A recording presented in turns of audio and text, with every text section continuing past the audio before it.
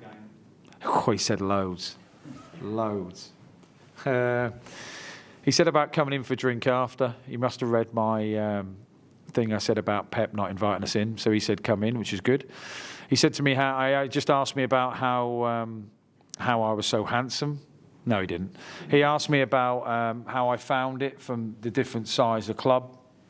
Because, in Germany he went on to Dortmund and he said, it is a bit different, like the training ground, all the people who were there. How did I find that? How did I find working with a different group of players? Because the squad of players I'd left, some of them in the team had been in my first team for 4 years. So just saying about relationships and saying about how, you have to try and impose yourself on a group and sometimes reinvent yourself as a manager, and just the usual manager moaning about injuries and, things that, you can't always talk about publicly, but you can talk about with another manager because they feel your pain. So I just said, look, I'd go in after. I'd tell you what I thought, why your team was rubbish, and then what I tried to affect. And then you can tell me where you saw my weakness and where we were rubbish. And you sort of leave, and it's quite like cathartic, really, because he does the same job as me, but obviously on a much bigger scale, by the way. And like I said to my players at half-time, look, they're human, the Liverpool players. They're not like, superhuman. They're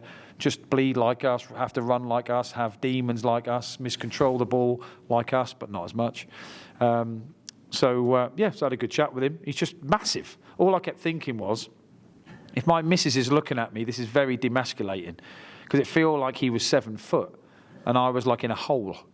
So, good guy, good footballing guy. And in fairness to Liverpool, and I would say this, and it is creepy, but this is some place, isn't it?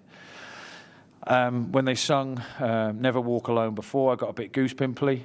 I thought that was pretty amazing. It got louder and louder and louder. And I know there's some clubs with some pretty good songs beforehand, and I have played here before, but it was something else. And then just before we took the penalties, a member of staff who worked in the tunnel came up to us and said, no matter what happens in this, you should be really proud of your team's performance. I think it's been really good, and it means quite a lot when people are respectful like that. I appreciate when you're the away team, there's always animosity.